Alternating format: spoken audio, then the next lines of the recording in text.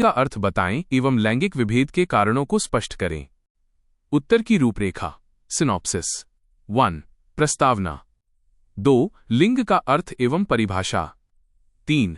लैंगिक विभेद का अर्थ। 4. लैंगिक विभेद के प्रमुख कारण। 5. निष्कर्ष। 1. प्रस्तावना इंट्रोडक्शन।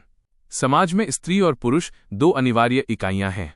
विद्यालय जेंडर और समाज विषय के अंतर्गत लिंग जेंडर को समझना केवल शारीरिक बनावट को समझना नहीं है, बल्कि उस सामाजिक ढांचे को समझना है जो स्त्री और पुरुष के बीच अधिकारों और कर्तव्यों का बंटवारा करता है। जब यह बंटवारा पक्षपातपूर्ण हो जाता है तो वो लैंगिक विभेद का रूप ले लेता है। 2. लिंग का अर्थ एवं परिभाषा। Meaning and definition of gender. अकादमिक संदर्भ में लिंग को दो दृष्टिकोणों से देखा जाता है। जैविक लिंग, सेक्स, यह प्रकृति द्वारा निर्धारित है। जन्म के समय बालक या बालिका की शारीरिक संरचना के आधार पर जो पहचान मिलती है उसे सेक्स कहते हैं। यह सार्वभौमिक और अपरिवर्तनीय है। सामाजिक लिंग, जेंडर, यह समाज द्वारा निर्मित पहचान है। समाज तय करता है कि पुरुषों को बहादुर और कमाऊ होना चाहिए और महिलाओं को कोमल और सहनशील। अतः जेंडर उन सामाजिक भूमिकाओं और व्यवहारों का समूह है जो संस्कृति के अनुसार बदलते रहते हैं। 3. लैंगिक विभेद का अर्थ। Meaning of gender discrimination. लैंगिक विभेद का अर्थ है किसी व्यक्ति के साथ केवल उसके लिंग, स्त्री या पुरुष होने के आधार पर असमान व्यवहार करना।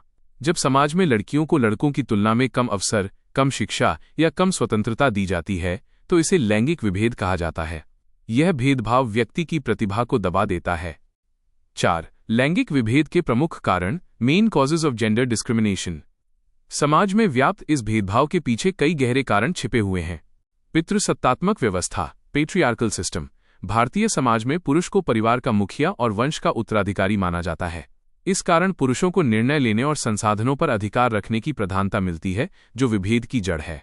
दोषपूर्ण सामाजिकीकरण, फॉल्टी सोशलाइजेशन। परिवार में बचपन से ही बच्चों को अलग अलग शिक्षा दी जाती है, जैसे बेटियों को घर के काम सिखाना और बेटों को बाहर के कामों के लिए तैयार करना। यह प्रक्रिया उनके मन में भेदभाव को स्थायी बना देती है। आर्थिक निर्भरता, इकोनॉमिक डिपेंडेंसी। अधिकांशतः महिलाएं आर्थिक रूप से पुरुषों, पिता, पति या पुत्र पर निर्भर रहती हैं। संपत्ति और धन पर अधिकार न होने के कारण समाज में उनकी स्थिति दोयम दर्जे की हो जाती है। सामाजिक कुरीतियां और अंधविश्वास, सोशल इविल्स एंड सुपरस्टिशंस। समाज में प्रचलित दहेज प्रथा, पुत्र प्राप्ति की इच्छा और बेटियां पराया धन है जैसी संकीर्ण सोच लैंगिक विभेद को बढ़ावा देती है। शिक्षा का अभाव, लैक ऑफ एजुकेशन। अशिक्षा के कारण लोग वैज्ञानिक दृष्टिकोण नहीं अपना पाते और पुरानी रूढ़ियों से चिपके रहते हैं, जहां महिलाओं को केवल गृहिणी के रूप में देखा जाता है। 5. निष्कर्ष, कंक्लूजन। निष्कर्षतः लिंग, जेंडर प्रकृति की देन नहीं बल्कि समाज की रचना है। लैंगिक विभेद समाज के विकास में एक बड़ी बाधा है।